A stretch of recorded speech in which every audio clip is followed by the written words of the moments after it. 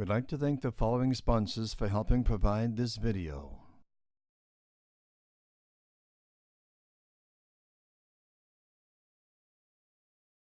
Increasing velocity in a regulated environment. Chris is a development manager at PHT, provider of innovative technology, and they're involved in collection of patient-driven e-data for clinical research. He manages 3 Agile development teams and focusing mainly on their back-end systems.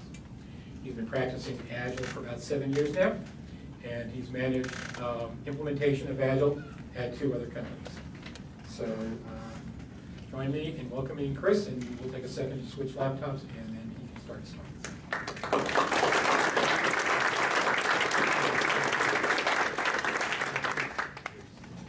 Well, increasing velocity in a regulated environment. So before we get started, I would like to get a little bit of an idea of who you all are.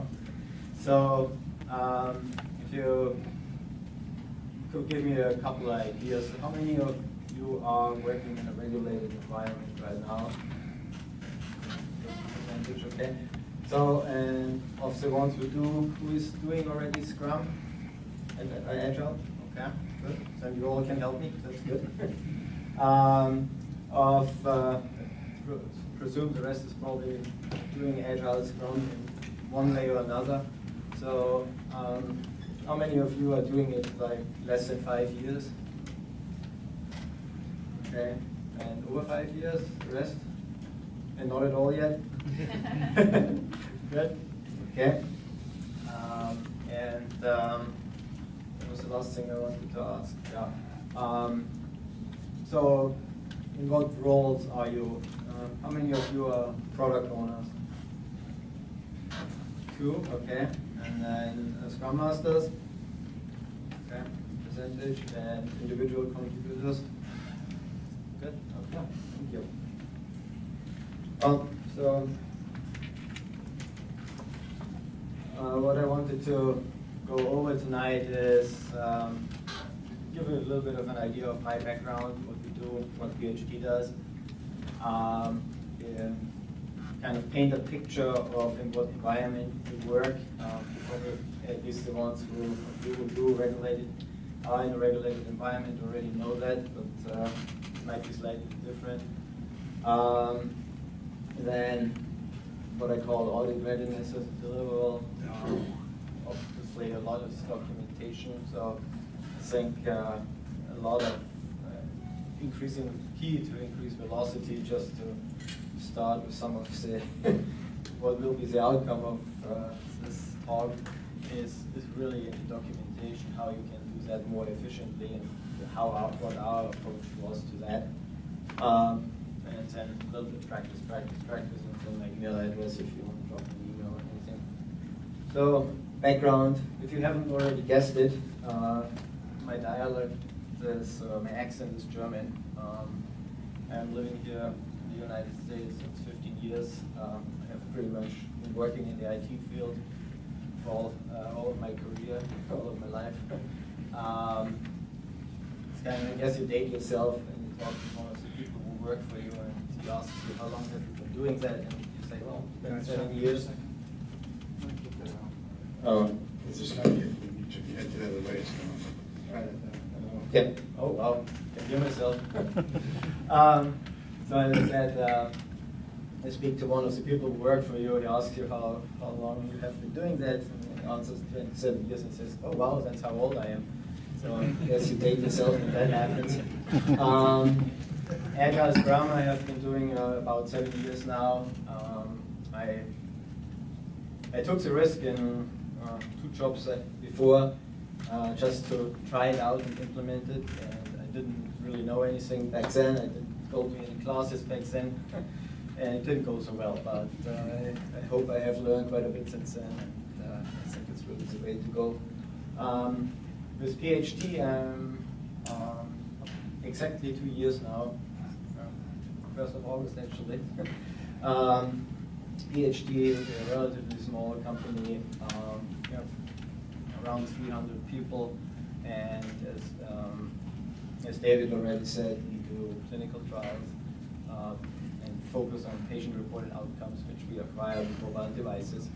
So basically, the patient gets some form of a handheld device, answers some questionnaires, and the data gets sent back to our servers, where we keep it for our customers.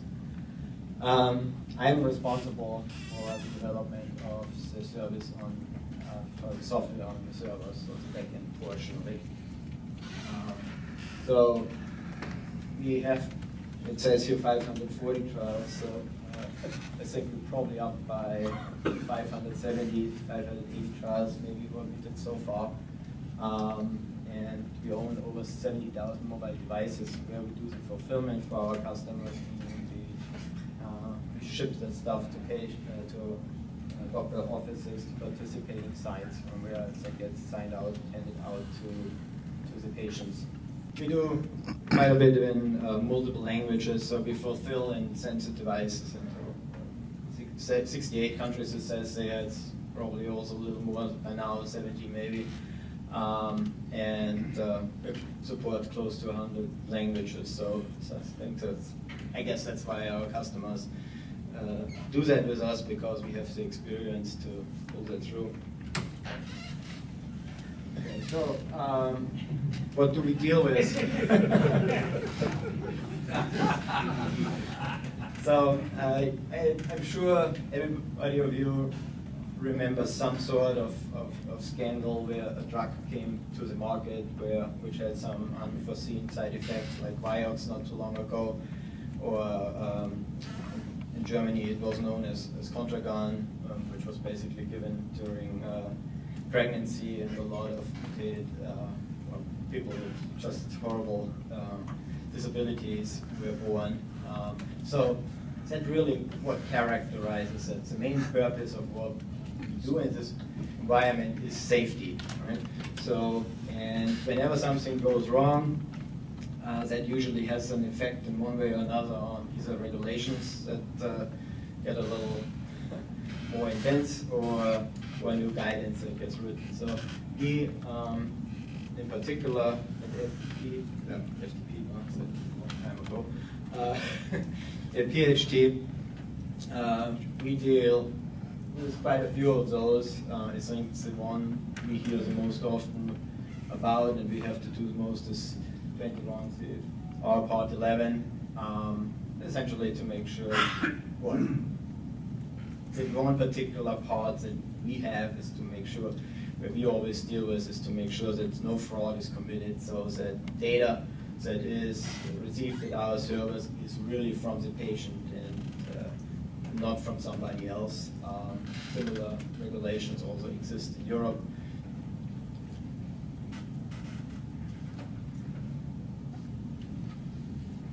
So to describe that a little more, I think, and good thing tonight, I have two of my colleagues here, Lindsay and Joe, who are from our compliance office, and so Joe is the one who has to go through all the audits, so he probably can tell you more, some more stories than I can.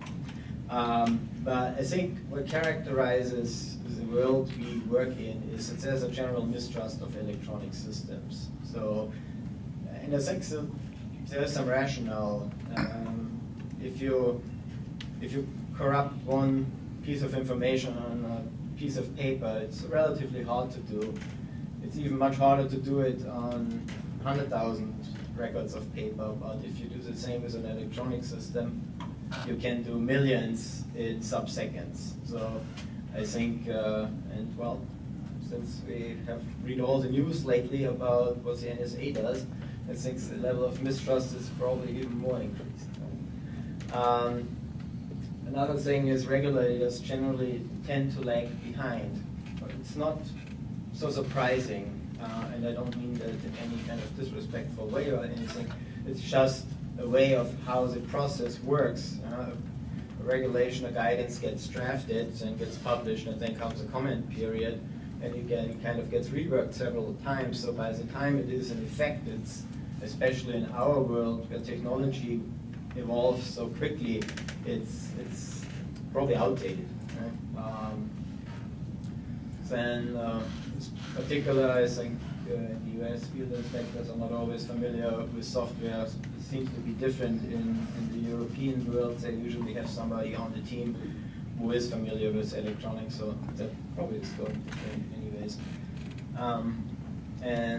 Coming back to lagging a little bit behind or distrust, just think about cloud computing. I think it's generally acknowledged in the IT world that there's a lot of benefits to using cloud technologies one way or another, but not so in the medical world per se. There was even an article not too long ago where somebody published an opinion saying, cloud, no way, it's far too dangerous. So that's obviously not something we would like to hear as people who are involved in technology, because we see the advantages. So there will obviously a lot of improvement to be done so that it meets regulatory requirements, but on the other hand side, I think there's also a lot of need for education.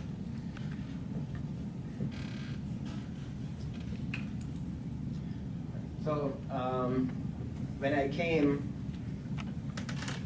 you looked at our SOPs and stuff like that, and all the documents we had, how we do things, I think what you saw right away is a pattern that is a very linear software development process, at least the way it was documented. So it's essentially, yeah, you plan something, you execute it, and then you deliver and test it, and then you write a document that documents this whole process, or even better, you do that along the way. Well, that looks probably a lot like that, right? That's really what it is. It's a waterfall process, and you find that also in a lot of the guidance from the regulatory bodies. They still think in waterfall, and since the good thing is just recently there was some draft guidance published from AMI, I believe, who explained how Agile could work in such a world, and they basically made the point very well that you still follow these practices, but essentially introduce a feedback loop where you at the end have and you do it on a much smaller unit. So previously the unit we worked on was mainly a release or a device or whatever you have. Now the unit is pretty much a story, and so you plan your story, you execute it, you deliver it, and then you go back, see how did it go, and adjust your plan if you have to, and then you start over, which goes into planning. And that process, we all have seen the Agile diagram, just repeats again and again, and it repeats on several levels. In the lowest level, it obviously repeats on the story level, but it also occurs on a higher level when you do your release planning in very rough terms, or then your sprint and iteration planning. So, and that kind of is reflected in a framework. Well, we reflected that in a framework for quality management, basically our SOPs. We have one of my co-workers. Just so glad we have him. He pretty much does all this authoring for him. He picks the brain of us development managers and translates that into an SOP or work instruction or whatever. So that is just great to have him. We obviously also have to periodically review what we do.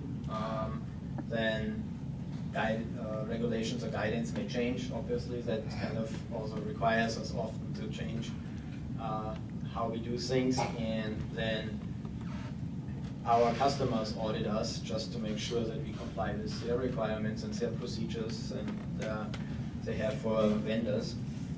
And I think with every audit we learn something which may be reflected in it at least small minor changes here. Yeah.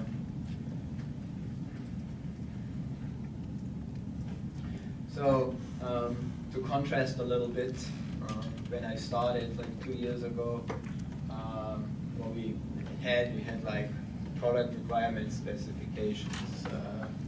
We produce them still as a document, but they now live in the form of epics and user stories in a system, in an electronic system. And I think that's really the key to use an electronic system to manage all of that. Back then when I started, we had software requirement specifications. They still exist, but now they exist also in the form of user stories. Different type of user story, but it's still there.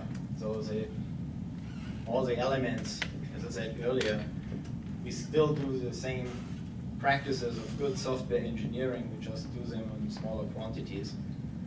Software design specification, now we have a task, we execute, and produce information in either a story or in a wiki where we document our designs and export that as part of the release documentation. Our release cycles are still too long for my taste, but they got quite a bit better. So 1 year on the server side, StudyWorks, I think the worst case I've heard was like a 2-year release. Now we can regularly do it regularly on 6 months. As I said, it's still too long for my taste. I would like to get it down to pretty much 3 iterations, or maybe 4 iterations, something like that. So that would be like 8 weeks. Problem is it's a relatively old product, so we have a lot of manual testing technical depth, so we cannot speed it up, definitely. I think what also characterized the PHT world before Agile was that all the phases varied. Sometimes we tended to do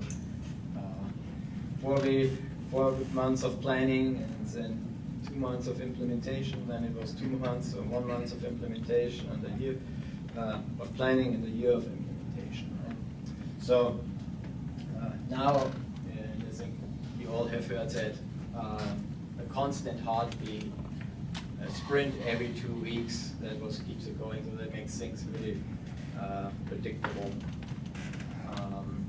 Then, as I said, there are phases for requirements, design, etc. We still do all those things, but now we do them mainly in weekly grooming meetings. So and that kind of varies. So that's our process for getting a story essentially ready. We pick one, the highest one from the backlog. We have lengthy discussions of what should it do, break it down into smaller stories until we have acceptance criteria down, which ideally can be translated into automated tests. We have started doing that lately, and it works very well for us on a new project. And then finally, part of that process is also a higher level design, how all the pieces play together, but then also more detailed design on the actual story level itself. And once we have functionality, acceptance criteria, and design down, that's really the part when we put it into an iteration. That's when we consider it ready for getting it implemented. Okay. So, getting ready for an audit or producing the paper trail, it shouldn't be a surprise that you have to do the paper trail at the end of release. It's like Christmas, yeah? It's not a surprise, it comes every year. So, the lesson that I think we learn from that is, because it happens again, is break it down. So similar, like you break a software project down, you need to break down what you do to get ready for producing your release documentation and your paper trail. So, so for every story you have to do something. For every bug you have to do something. You may still need to do something on the release or iteration level to tie it all together, but there is work that you can do on the very low level, and if you can do it there, then just do it there, because then a huge effort at the end of the release becomes a number of very small efforts along the way you will hardly notice. So then obviously you check these things on every sprint level and every release level. Obviously, that doesn't happen by itself. You have to enforce it. How can you enforce it? So obviously, there's multiple ways of doing that. So, for example, you audit yourself in a way. It could be the development manager having a look on their team, how they're doing it. It could be your quality group doing it. It could be a peer who is auditing a group in the same department. Use checklists. So we have in some of our Scrum rooms basically a piece of paper hanging which we call the done list. That's the done criteria for a story for a release iteration. And obviously, not to a big surprise, there's a number of line items which deal specifically with what we have to produce in terms of documentation, because it's just such an integral part of what we do in this environment. So no story gets accepted unless we have met those done criteria. Nagging scripts. Sometimes if you use an electronic system, you can check the information in there for consistency, whether it meets your requirements. Are all fields filled out if your system doesn't enforce it. If you have a certain state, does the information match the state that is available? And you can send out an email notification. We have been doing that for defects particularly, and it has been working pretty good for us. And then invest in automation. I think that's really the key if you have to produce a paper trail. So that means you really have to use an electronic system to manage your software development life cycle. Should be a plug for Rally. We use Rally. I think it works very well. I suppose every other system will do the same. Even though I haven't had particular experience with others. Well, I think what you need if you want to produce automation that helps you is an API that you can get to the data in a programmatic way. That's at least we did. One thing I want to mention here at the previous occasion where I did a similar talk, on one of the feedback forms somebody wrote, well, instead of writing it yourself, you should take something off the shelf. I thought, yeah, I fully agree. If you can find something off the shelf, then go for it. So if anybody knows a system which can produce audit documentation for you in an agile world off the shelf, so that you don't have to do a lot of your stuff yourself, please let me know. I really would like to hear about that. So if you write any sort of automation, I think you ask yourself same questions you ask yourself for every product. What is really the minimum I have to produce? And sometimes, is it really, do I really need that? That's probably even a more important question. I think we'll back a little later, but one example I wanted to give, we had like a set of documentation. One was, essentially we have 4 documents. So one was a product validation plan, and the other one was a test plan, and then we had a product validation report and a test report.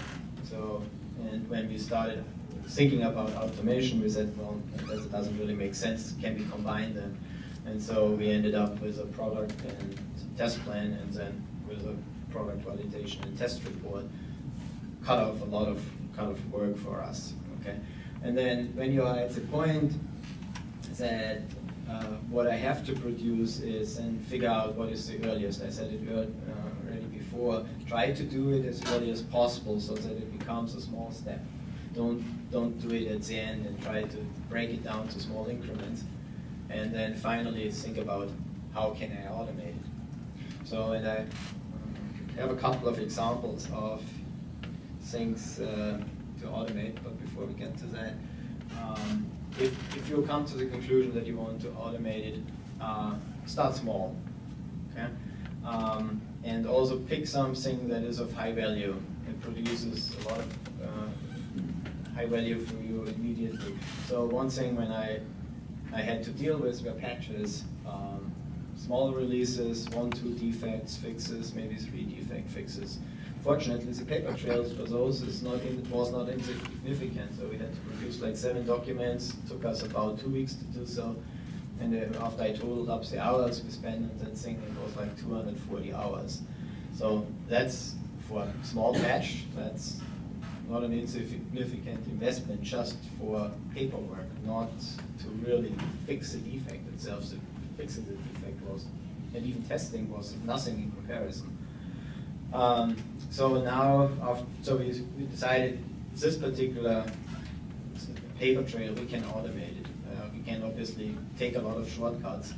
Well, I shouldn't say shortcuts, but simplifications, because we deal only with defects. We don't do feature or new development.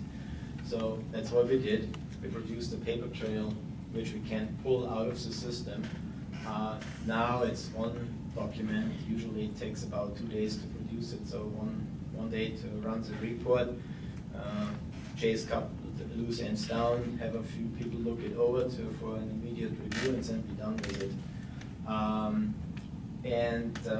If you total it all up with all the people reviewing the document, it's like around 30 hours we have to invest in producing the document. So it's quite a significant saving for something that small. And not to mention,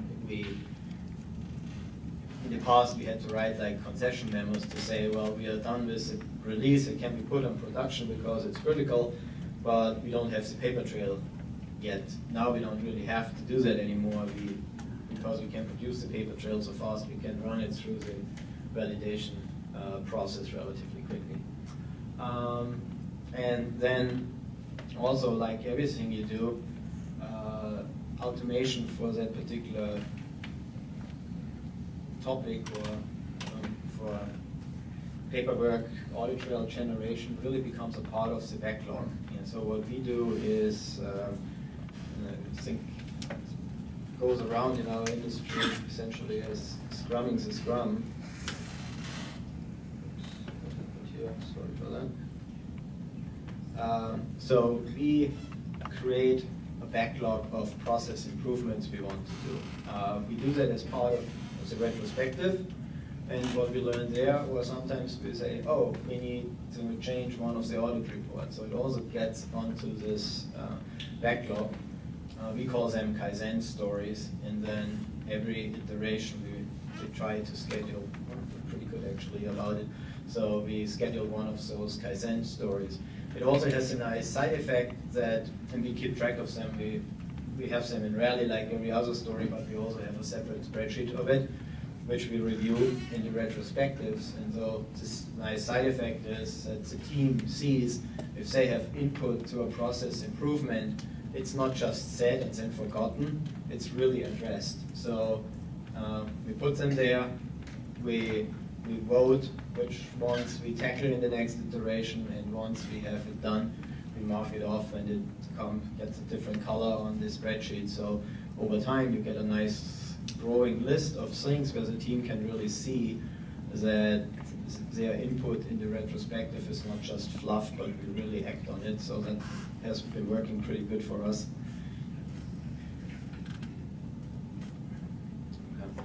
And then, as I said earlier, audits may have results you have to address, or findings you have to address. So that also goes in the backlog. It gets prioritized and scheduled, and then we address it when appropriate. So some of the examples that what we have today, what we use. So the systems we use mainly for our development is Rally, for the software development lifecycle, managing everything in there. For source control, we use Acroref and a Git bridge with it, so that developers can use Git. For continuous integration, we use Jenkins. Automated tests, we use the robot test framework. And we do, at least for the new development project, we do our deployment into the SkyTab cloud. So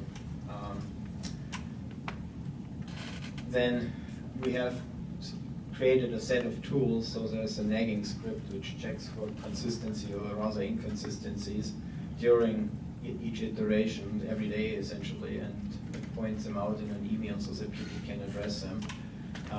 We have the audit tool that we use at the end of the release to produce the paper trail, or even during the release to check everything is good. And then finally, a set of tools we use for linking and recording test cases, and that I speak a little more.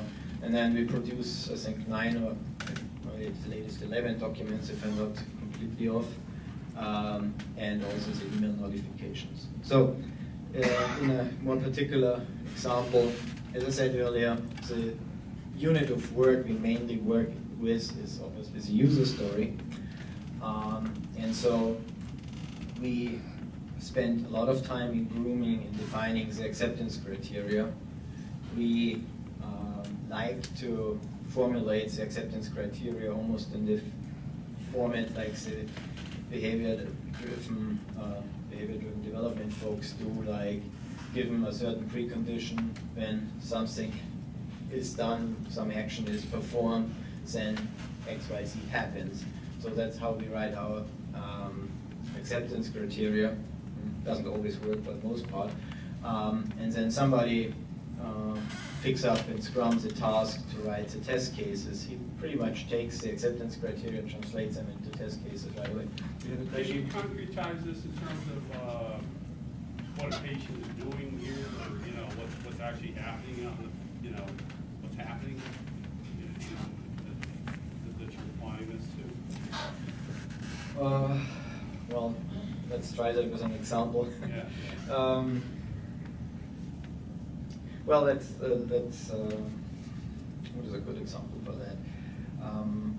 So let's say you have a story, maybe let's say a very trivial story, logging into the system, or so you have the requirement that if somebody, when he tries to log into the system, he has forgotten his username, that he can click a link to get his username sent to email. So that's roughly the story. So you formulate acceptance criteria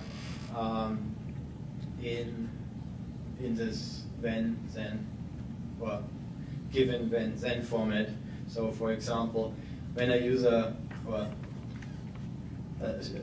not logged into the system reaches the login page, because he has forgotten his his username, he clicks on the login page. Then he should be redirected to a page that allows him to enter the email address. So that might be very simple, okay? So when now somebody of our team signs up to write a test, so he may write a series of tests, so that was just one of the acceptance criteria, but he takes for each one of those acceptance criteria, he writes at least one test, which is in a very similar format. And the nice thing about Robot, it allows you to write that almost in like this text format. You have to follow a certain syntax, but that's what comes out of it. So you essentially end up with a text file that contains your test. And it has multiple tests, each one for each acceptance criteria, and then obviously the QE folks are pretty good in coming up with all these scenarios the developers never think about. So they write many, many more tests for all these things that can go wrong. And then we use essentially a little tool that parses the test file and uses the Robot API for doing so, and then the Rally API and produces test cases for that. That is done manually because you only need to do it once pretty much per test file. So you have a user story, you write your file which contains 15, 20, 30 tests, you run the tool, and the result is then 30 test cases in the Rally system.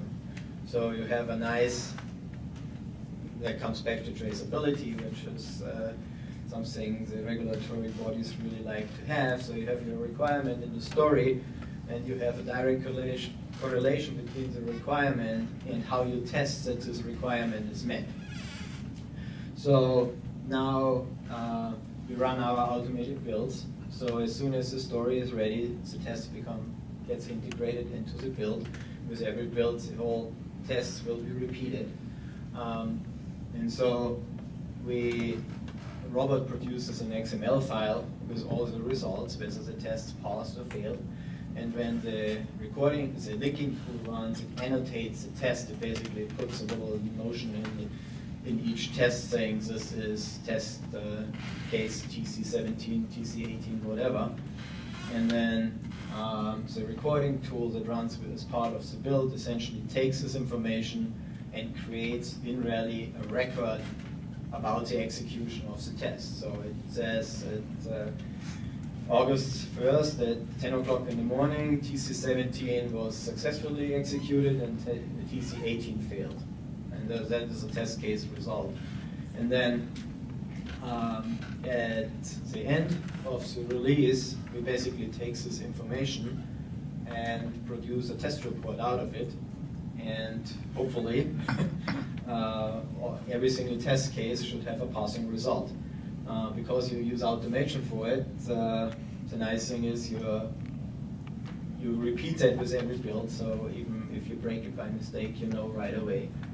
And what cost us before regression testing several weeks, we can now do pretty much in a day. And we get an electronic record of all the execution, and we really don't need to spend any more time in producing the paperwork for it. So that paid off, at least for the NG project, quite nicely.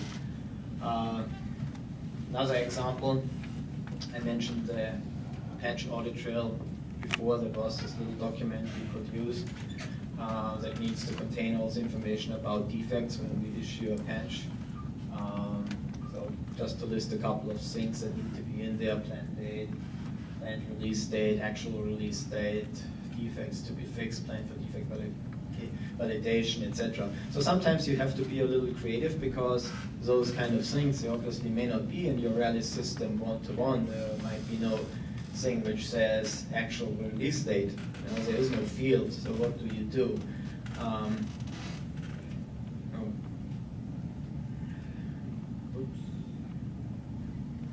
So things we did, for example, is we take the timestamp when the release object is created in Rally. That's actually when we start the planning for a patch. The planned release date, that's a field that you can fill out in Rally on the release object. It works quite nicely. The actual release date is we pretty much pass the revision history on the release object and takes the time when it was promoted to accept it. So that's the timestamp we use as the actual release date. Defects is simple. You just iterate over all the iterations you have on the release and find all the defects connected, and that is your planned content. And so on. Your plan for regression testing, you basically create a test set, you connect all the test cases you plan to test for this particular release. That's your plan, and then you produce your report out of that. And documentation of unit testing, that's another thing. We have to be a little bit creative. What we did there, we have on the old legacy product, we do unfortunately still a lot of manual unit testing, even though our automated tests are growing. And then on the NG project, on the new project, we do mainly automated. But we create a task essentially on the object, and we give the task a particular name. It always contains a string def.ut so that we can pass it out quite easily. There's just a convention we follow. Because we cannot really enforce that, we use the nagging script to make sure every defect has one of those, and then the developers put in a particular format in what tests they have been written, and then their patch audit trail contains a report of all the manual tests that were done because they are recorded in the task description, and then for all the automated tests we basically pull the JUnit results file and also includes it in the document, so that you have a nice trail of what unit testing you've done. It's not on here. Code reviews, very similar. We don't have a formal system for code reviews, so what people do is we have in Acroret several streams. A development stream where somebody checks in, can compare a stream pretty much to a branch. And then a continuous build runs. If the continuous build is successful, it gets automatically promoted into a review stream. The team then meets and reviews all the code changes. They put a comment into Acref that they have promoted their code change to the int stream, which drives the integration build. And then as part of the audit docs, we export the comments, the check-in comments, or the promotion comments, I should rather say, from the review stream to the in stream, and that is what our code review report is. So again, nobody needs to do any extra work, write code review notes or something like that, because you capture it right here and there when you do the promotion. And you obviously can't do that with every other system too. If you use Git, you promote, for example, from a development branch or review branch to an integration branch. You just, when you check in your merge of the particular merge operation, you put in your code review note there. Okay.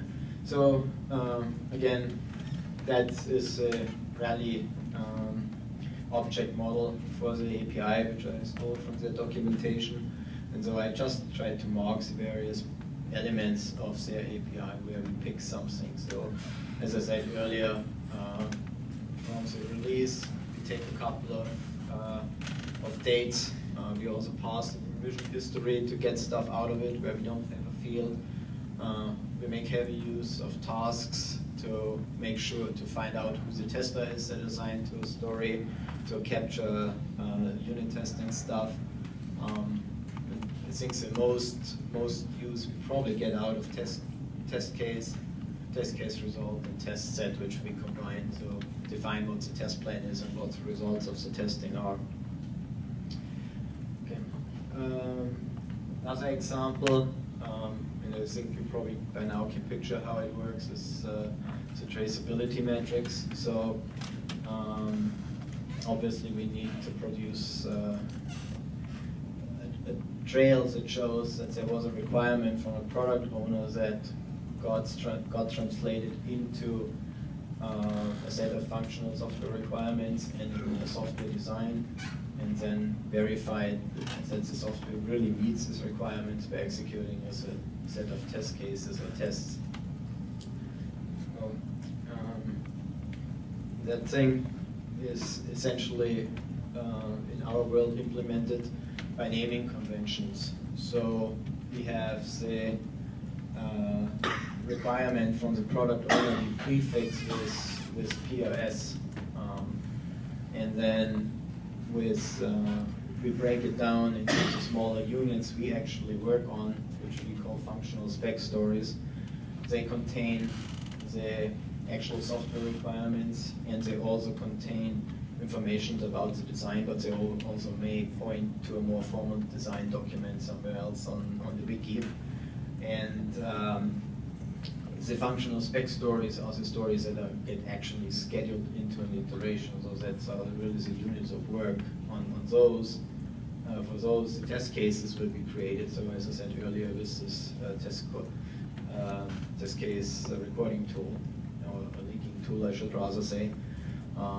And so it kind of gives us a traceability metrics, and we can produce that. Again, click of a button, essentially a couple of seconds, and we have that document. And it's a nice thing. It is, if you do that consequently during your release, it's clean and it's consistent. And we had, for one release, we did an internal audit just to make sure that our documentation is fine. And my colleague who did it for the last release of the NG project, we did that. He did not find a single inconsistency in there, so that was quite nice. Another thing Nancy, I think, appreciates is that something that's kind of almost ridiculous when you think about it, but we have consistent issues with dates. We write our dates usually 2 digits for the day, then a 3-letter abbreviation for the month, and then 4 digits for the year. Well, but people don't always follow that. If you auto-generate your documentation, well, obviously it is always correct because you pull it out of the system and you write the formatting once, and then you don't have to deal with those kind of things anymore.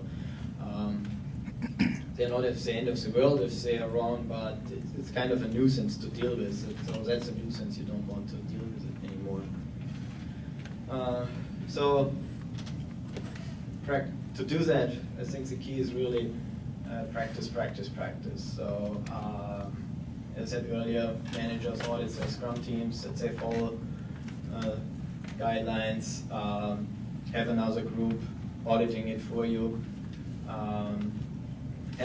We have Joe and Nancy from our quality group. They obviously check the documents whenever we submit them.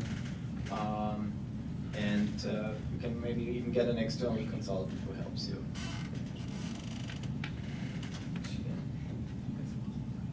Good. Well, word of caution. Obviously, I talked a lot about how to automate that stuff. And I think that really is a key to get more velocity out of it, because you'd rather have your developers develop and your testers write test cases and writing documentation for potential audits that may or may not happen.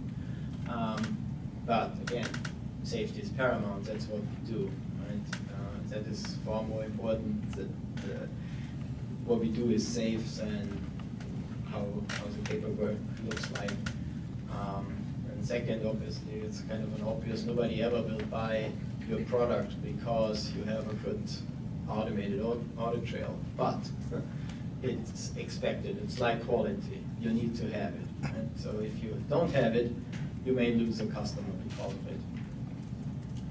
And sometimes I think, and something Joe sometimes has to deal with, is you have to really set boundaries with your customers, because everybody interprets regulations somewhat different. And somebody may have some abstruse idea of how a regulation should be implemented, which is really counter to your business, and you just have to say no. And to say it doesn't make sense, we don't do that. Obviously, if it's a regulation that's written in law, you have to, but if it's just an interpretation of some regulation, then there might be some flexibility. So, oh well, I guess I talked too much, talked too fast, and not too many questions. So my takeaways in the 2 years with PHT were really question what the requirements are for the documentation that's used, because especially I gave this example with 4 quality testing documents, which we could consolidate it into 2.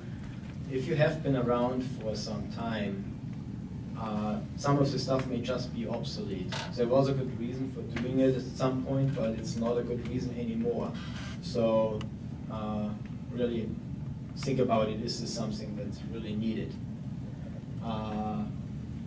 Do it in small increments. You know, like you develop software, you develop process in a way. So think about how you can improve the process with every iteration, make it a little bit better. Continuous improvement is the key. And then ruthlessly automate, that's really the key. As I said earlier, you want people developing, producing value, and not producing paper. And so finally, whatever questions you may have.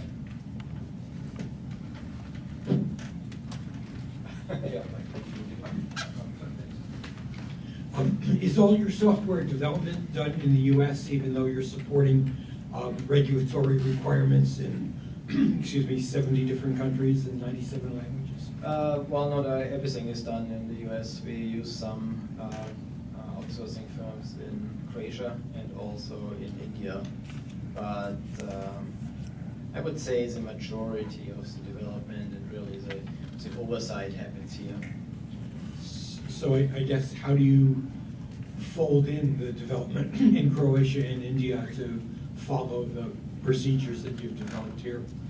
Well, I mean, they become pretty much Scrum teams, so it kind of depends on project to project how we organize it. Sometimes we organize them as an individual Scrum team, which is like accepts the product owner completely. In Croatia, sometimes it's a mixture with some people here, some people there, and then they just have to follow our SOPs like we have.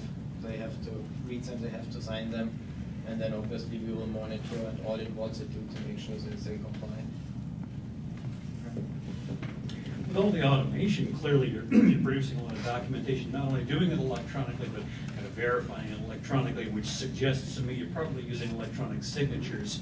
That would be, of course, the first part of the question. The second being, have you run into a lot of grief from the people who audit you as to how you're using electronic signatures and how you're controlling them? Well, electronic signatures is something we just lately got into it. So Nancy probably can speak to that even better than I do. But we do it very simple, if you will. So we produce documents we produce in an automated way. They're typically produced as HTML.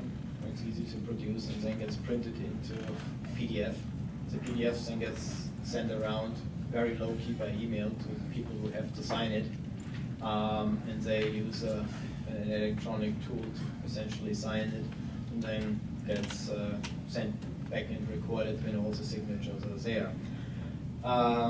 Did we run into a lot of grief yet? Because we only started doing it a couple of weeks back really seriously. I don't think we have had any negative feedback on electronic signing yet. It hasn't been in front of the customers yet, so we don't know. So the test on that one is still out. Please. How long did it take you to make the transition in your organization to working this way? Well, so I guess it depends on how you look at it. So I'm at PHT for 2 years. When I started, Agile was already on the way. My boss, she started to roll it out when she joined.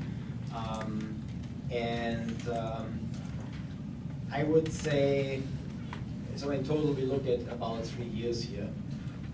When I joined, a lot of the regular Agile practices were followed, but none of the electronic audit trail stuff was done. Also some practices that I would consider not necessarily Agile were still in use. One of my pet peeves in particular were like 4 weeks iteration, which I feel are far too long to really, you want to iterate on small increments and not on big ones, and 4 weeks. We switched to 2-week iteration, and that has been working very well for us. So I would say I totally look at 3 years to get that all done.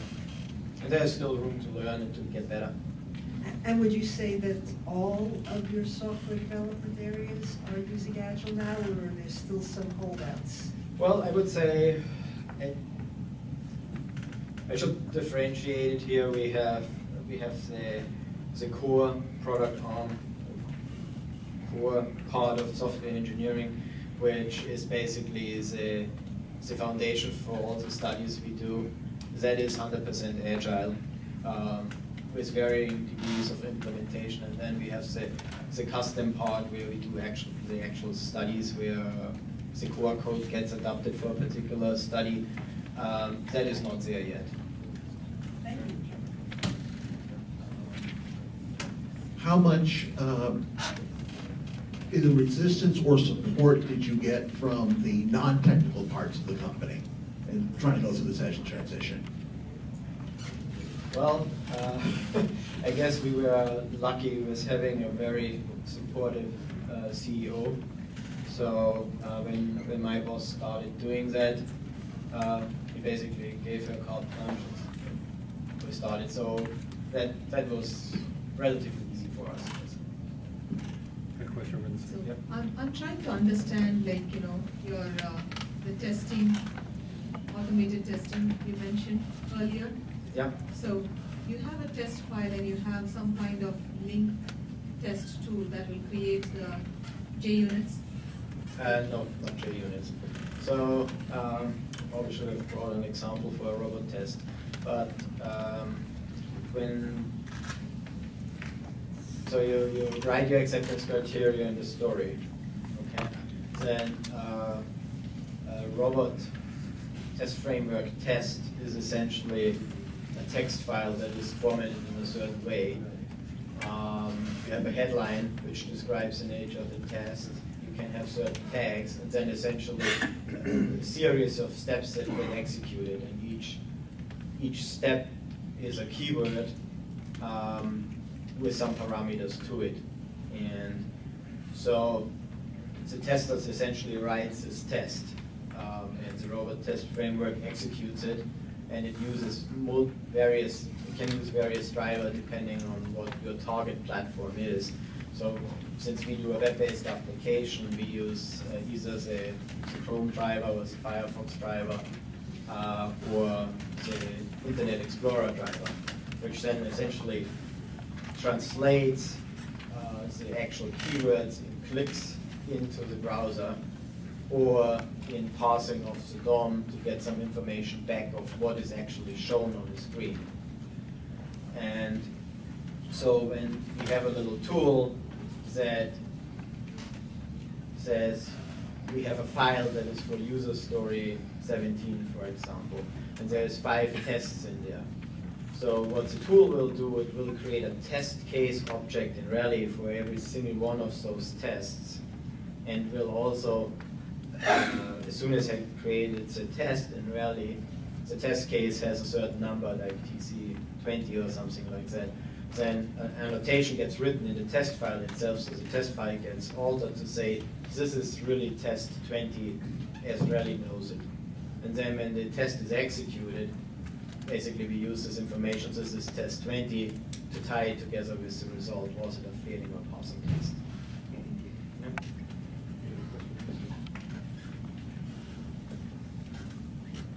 Yeah, I had 2 questions. One was about testing.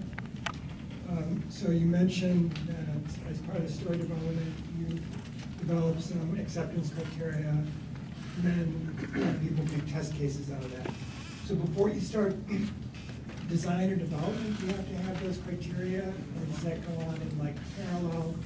And what's the kind of relationship between QC and development? Is it Well, I think the old school is obviously you have the requirement, and out of the requirement you derive the test to verify the requirement. And then also out of the requirement you derive the design. I think there's more and more realization, at least inside of the regulatory body and stuff, that you cannot really do that. It's essentially an iterative process. So we usually, the Scrum team sits together, and the Scrum team consists of developers, product owners, and developers, and they iterate over the initial acceptance criteria, and then the design phase starts, and the design may actually alter the acceptance criteria, because when we do the actual design, we say, well, we can't do that, it doesn't work that way, or it would really work better if we did it that way. And so we may at that point then discuss it with the product owner and go back and adjust what the acceptance criteria are. It's really an iterative process. And I guess the other question is that, so our organization is trying to go to Agile. One of the things that I've just been curious about with Agile is, I mean, we get into some like deep, complex discussions about how things should work, and I'm just sort of surprised that you can do like 2 or 3 week iterations, because sometimes it takes us like 2 or 3 weeks to struggle. You know, what happens if you've got these like different criteria, and so I don't know if you can, having done both and having moved from Waterfall to Agile, Yeah. speak to that. Well, I think the key to that is what I call the grooming process. So we meet on a regular, we have pretty much a standing meeting that happens depending on the team 2 to 3 times a week, where we spend an hour, 1.5 to really discuss what the functionality of the story should be. And that is one key. If you start with 2 weeks iteration and then you try to figure out what the story is supposed to do in these 2 weeks, you will fail, right? You have to have a good understanding of what the functionality is at the beginning of the 2 weeks when you go into it. And that is what we use these grooming meetings for, to get it ready. Another tool we use is a spike story. Sometimes you have not all information ready to really come to the design or to come to what you want to have as your desired functionality. You have to do some prototype, you have to try something out, whatever. In this case, we will schedule a spike story for a 2-week iteration and have 1 or 2 engineers go off and do specific research, and then they take the results of that research, bring it back into the grooming, which then allows us to get the story to the audit. So now you're at the point in grooming where you know what the story is supposed to do. You also have an idea what the design will be, but you really realize it's still too big for 2 weeks. At that point, you started breaking it up and slicing it into smaller chunks. So you said, okay, let's say, well, whatever, data model, backend, we do in one story. In the first iteration, UI, we do in the second.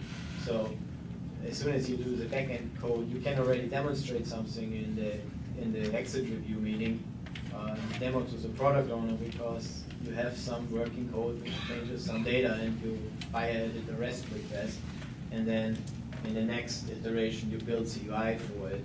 So, so essentially the tools for really breaking something down that you can execute it in the iteration from my point of view is a lot of focus on the grooming process, use the spikes to learn the things you don't know, and then break it down so that it is digestible.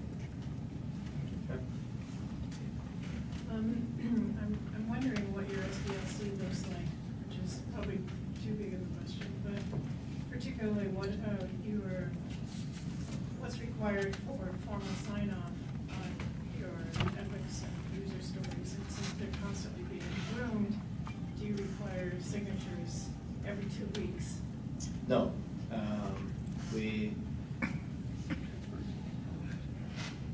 So what we essentially do is what we really formally sign off is the paperwork we produce at the end. One of the nice things about Rally is obviously in most objects you have some sort of a life cycle in there where you can promote, for example, a user story to a different level. And so we use, for example, backlog as one state when the discussion, when the grooming is happening. And then once we have an agreement on the acceptance criteria, the product owner is the one who essentially has to sign off on it. So he or she is the one who will do the promotion from backlog to the next state defined, and that gets recorded in the diffusion history. So we don't really have a paper signature at that point. We essentially have an electronic signature in a way where you can say really user XYZ was the one who promoted it, he was the product owner, and he did it and so on, so that it was okay. And then at the end, when we produce the audit report, obviously all this information is captured in there, and then there's a formal sign-off from all the involved parties, so the development manager, the product owners, etc., so that the information we have captured there is accurate.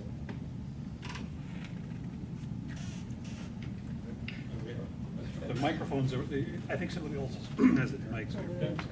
I had a follow-on to the testing question.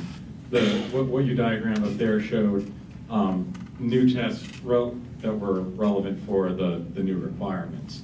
Do those then get rolled off into a consistent regression suite, and also how do you account for that regression suite that gets run to check that the new stuff doesn't break? So as soon as we have written a test case for a new story and have the corresponding robot test, that becomes part of the regression suite, and so it gets essentially run with every build.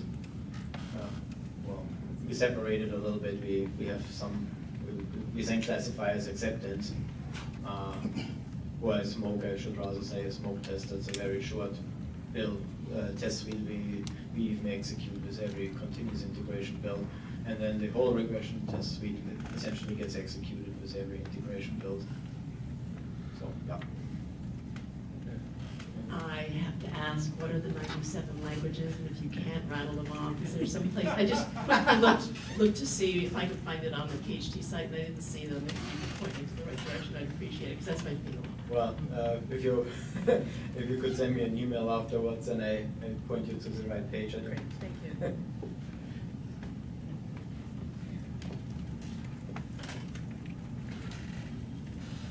You made a lot of, I turned it off, sorry.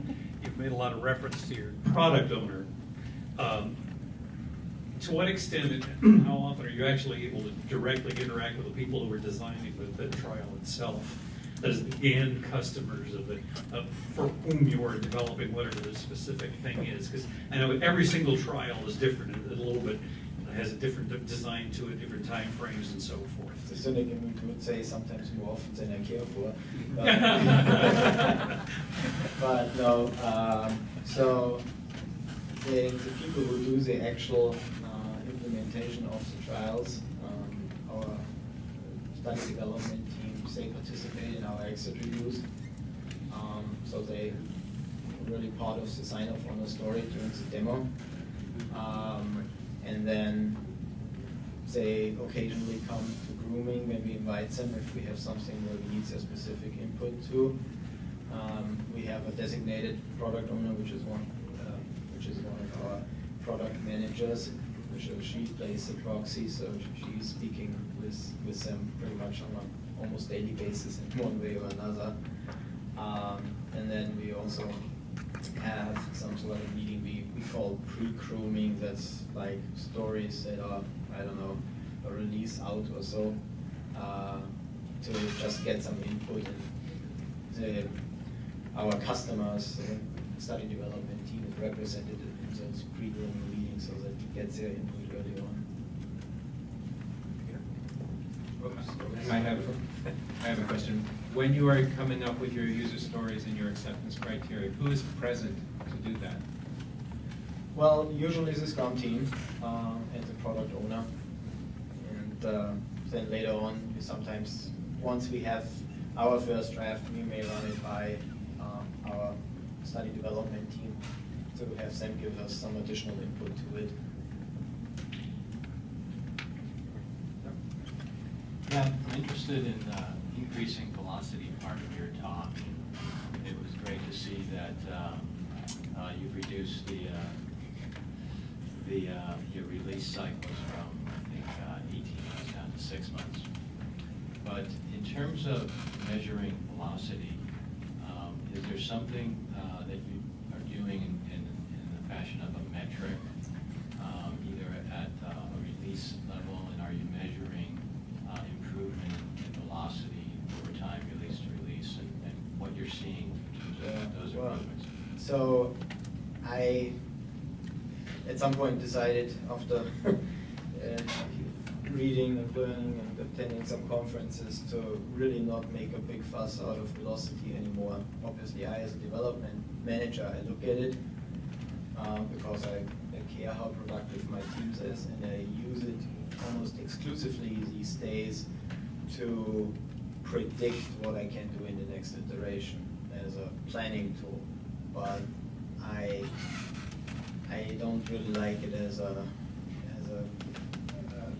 productivity measurement tool, because you know whatever you measure will be improved, but if people see that you measure them on their velocity in points, well, they will come out with either huge estimates or whatever. They will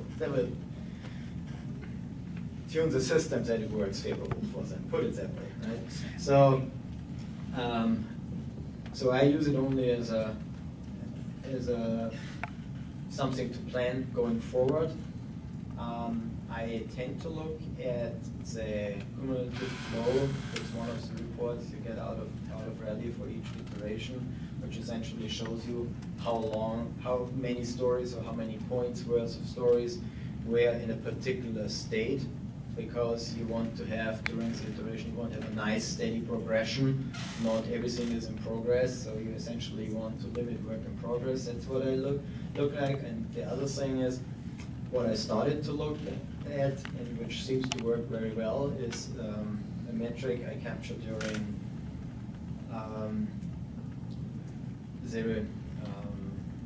the exit review or retrospective, and it's essentially a happiness index. Essentially asks team a couple of questions how happy they are.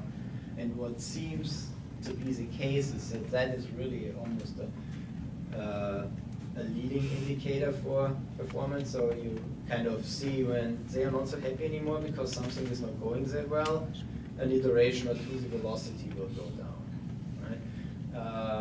If you try velocity, we always change because chase it because it's a trailing indicator.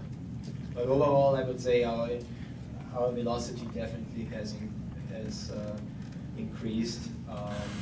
Probably would need to normalize it, but the stories have been about the same size, at least from my perspective. And so we used to do usually between 8 and 10 an iteration, like a year ago. And I would say by now we are probably in the ballpark of 14 to 16. So definitely has gone on. Thank you. We have time for one last question. I'm curious about what you said about a happiness metric. And by the way, I'd just like to comment, I think that's a very wise way to use the velocity metric. Most of the experienced managers that I meet are doing that. Anyway, I'm curious, what's your happiness metric? Would you share that with us? Well, I do it rather simple. I essentially use an electronic survey tool, which I publish 3 days before the end of the iteration. And it's 4 questions it essentially has on a scale 1 to 10. Tell me, well, actually I use it like 1 to 100. How happy are you with your role in PHT? And then 3 open-ended questions is, what do you like best right now? What do you really hate and would make you more happy? And what process changes we should institute in the next iteration. And then I have essentially, I'm not sure what it's not SurveyMonkey, it's some open source survey tool, but any one of those will do. I send it out to the team members. They usually fill it out on Thursday evening, and then Friday when we have the retrospective, we discuss the input and then we look at the number. And then I get a similar index from the product owner, how happy she was with the results of this iteration, and then we compare the two and have a discussion about what is our image about how well we do compared to what the product owner thinks about us. Does the team answer anonymously, or they sign their names? They answer anonymously, so I most of the time could tell who it was. But Thank you very much, Chris.